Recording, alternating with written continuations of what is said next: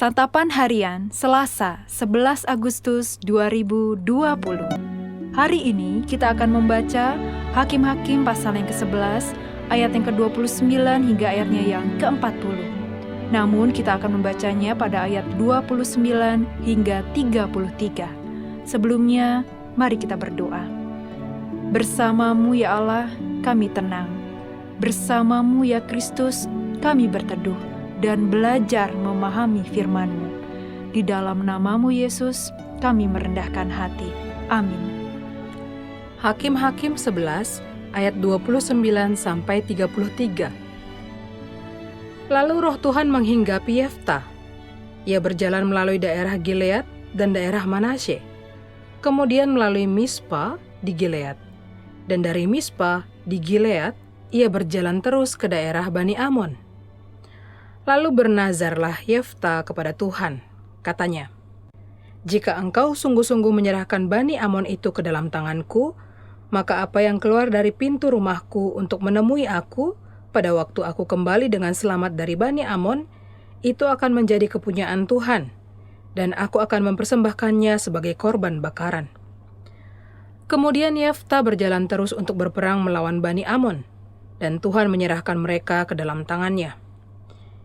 Ia menimbulkan kekalahan yang amat besar di antara mereka, mulai dari Aroer sampai dekat Minit, 20 kota banyaknya, dan sampai ke Abel Keramim, sehingga Bani Amon itu ditundukkan di depan orang Israel.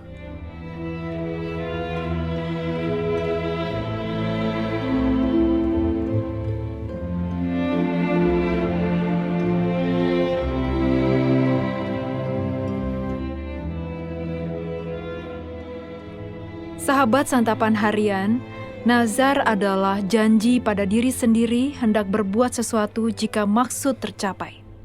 Biasanya nazar diucapkan oleh manusia kepada Tuhan. Namun pernahkah kita membayangkan jika imbas dari nazar tersebut membuat salah satu anggota keluarga menjadi kurban persembahan untuk Allah? Memang zaman sekarang berbeda dari era para nabi dan hakim-hakim di mana memberikan kurban manusia masih lazim dilakukan. Peristiwa seperti ini harus dialami oleh Yeftah. Ia sama sekali tidak pernah membayangkan ketika mengucapkan nazar bahwa anak perempuan satu-satunya akan dipersembahkan sebagai kurban. Yeftah memang bernazar kepada Allah. Jika ia menang melawan Bani Amon, hal pertama yang ia temui di rumah akan dipersembahkan sebagai kurban bakaran bagi Allah. Ia mungkin membayangkan bahwa hal pertama yang ditemuinya adalah hewan ternak seperti domba ataupun kambing. Namun hatinya hancur saat ia kembali ke Mispa, sebab anak gadis satu-satunya lah yang menyambutnya dengan tarian dan rebana.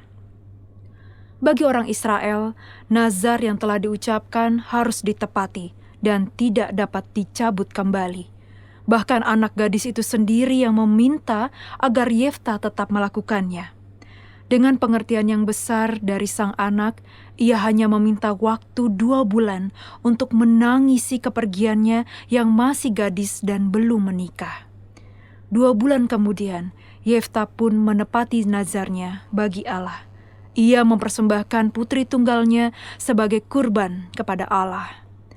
Allah adalah pribadi yang sungguh luar biasa baik. Ia memberikan banyak janji yang baik bagi manusia. Ia telah menepati janji keselamatan dengan mengorbankan anaknya, Yesus.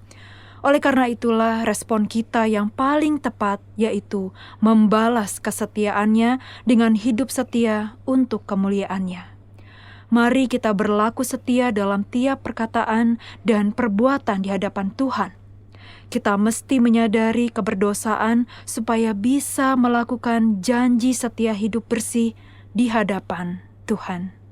Mari kita berdoa. Ajarilah kami untuk berlaku setia dalam tiap kata dan karya kami di hadapan-Mu ya Yesus. Di dalam kasih-Mu Kristus, kami memohon. Amin.